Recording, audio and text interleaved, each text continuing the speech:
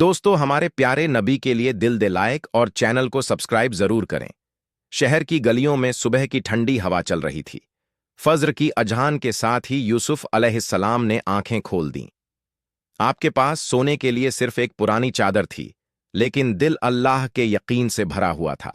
आप उठकर मस्जिद की तरफ चल पड़े। मस्जिद आपका घर बन चुकी थी। जब दुनिया के दरवाजे बंद हो जाते तो अल्लाह का दर खुला रहता। सजदे में जाकर आप धीरे से बोले, या अल्लाह, अगर तू राजी है तो मेरी हर तकलीफ आसान है। यूसुफ अलैहिस्सलाम को अपनी माँ की बातें याद आने लगीं। जब आप छोटे थे और भूखे होते, माँ आपको गले लगाकर कहती, बेटा, भूख बर्दाश्त हो सकती है मगर हराम नहीं। यही बात उसके खून में बस चुकी थी। जब यूसुफ अलैहिस्सलाम को दुकान से निकाला गया तो शहर के लोग बदल गए। जो कल तक कहते थे यूसुफ अलैहिस्सलाम कितने ईमानदार हैं, आज कहते थे शायद कुछ गलत किया होगा। यूसुफ ने किसी से शिकायत नहीं की। आप जानते थे कई दिन ऐसे आए जब आप भूख से बेहाल होते। कभी कोई रोटी दे देता, कभी सिर्फ पानी पर गुजारा होता, लेकिन जब भी अजान होती आप सब कुछ भूलकर नमाज के लिए खड़े हो जाते। दुआ जो अर्श तक पहुंच गई। एक रात बहुत सख्त थी। सर्द हवा चल रही थी। यूसुफ अलैहिस्सलाम मस्जिद के बाहर बैठे थे। आपने आसमान की तरफ देखा और कहा, या अल्लाह, मैं कमजोर हूं, लेकिन तू बहुत ताकतवर है। मुझे लोगों के सामने नहीं, बस अपने सामने कामयाब कर दे। उस रात फरिश्तों ने आपके लिए दुआ उठाई। उसी रात आपने ख्वाब देखा। एक सफेद लिबास में बुजुर्ग शख्स कह रहा था, सब्र करने वालों के लिए अल्लाह के खजाने खुले रहते हैं। यूसुफ अलैहिस्सलाम की आंख खुली तो उसका दिल रोशनी से भर चुका था।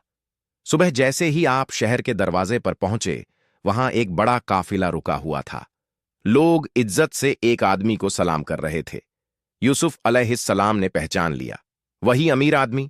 उस आदमी ने आपको देखा तो उसकी आंखों से आंसू बहने लगे। उसने सबके सामने कहा, इस जवान ने मुझे अल्लाह से मिलवा दिया।